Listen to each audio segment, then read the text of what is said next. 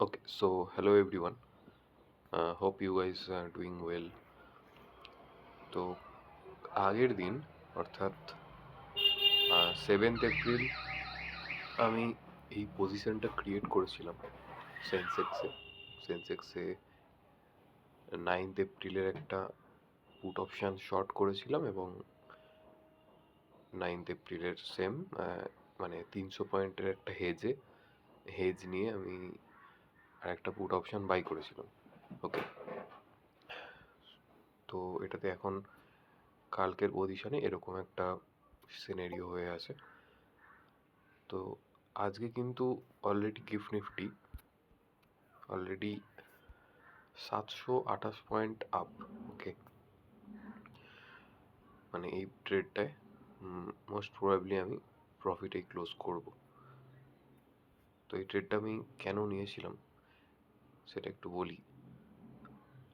দুদিন আগে দুটো ব্ল্যাক সোয়ান টাইপের মুভমেন্টে কিন্তু আমার মোটামুটি ভালোই লস হয়, বাট বলা যেতে পারে আমি একটুখানি লেস হেজ, মানে একটু লেস, মানে খুব কম হেজ নিয়েছিলাম, যে ক্ষেত্রে একটু সমস্যা হয়ে পড়েছিল, মানে টাইটলি হেজ নেওয়া হয়নি। তো এই যে 1 এপ্রিলের এই গ্যাপ ডাউনটায় আমার একটু লস হয়, সেই লসটা এখানে একটা লস হয় এবং এখানে একটা গ্যাপ আপ হয়েছিল যে এটাতে একটা লস হয়। তো ওটার কারণগুলো আমি মোটামুটি তো খুঁজে বের করেছি, বাট যদি একটু প্রপারলি হেজড থাকা যেত তাহলে কিন্তু এটা বেটার হতো, এতটা লস নিতে হতো না। যাই হোক, ওই লসটা আবার ধীরে ধীরে রিকভার হচ্ছে। আমি আগের দিন একটা লং পজিশন ক্রিয়েট করেছিলাম এই জায়গাতে 6th এপ্রিলে। ওটাতে কালকে নিফটির এক্সপায়ারিতে অনেকটাই রিকভার হয়েছে এবং কালকেই আবার এই পজিশনটা ক্রিয়েট করেছিলাম এই ব্রেকআউটটায়, অর্থাৎ এই 23,000-এর লেভেলটা যখন ব্রেক করছিল, ওটা যখন প্রপারলি সাস্টেন করে তারপরে আমি সেন্সেক্সের এই পজিশনটা কিন্তু ক্রিয়েট করি, যেটা অলরেডি গিফট নিফটি এখন আপ আছে 740 পয়েন্ট। তো দেখা যাক কোথায় ওপেন করে নিফটি আজকে। এটা 9th এপ্রিল অব্দি হোল্ড করলে কিন্তু এটায় মোটামুটি একটা ভালো রকম প্রফিট হতে পারে। ওকে, থ্যাংক ইউ। যাই হোক, আরও কয়েকটা কথা।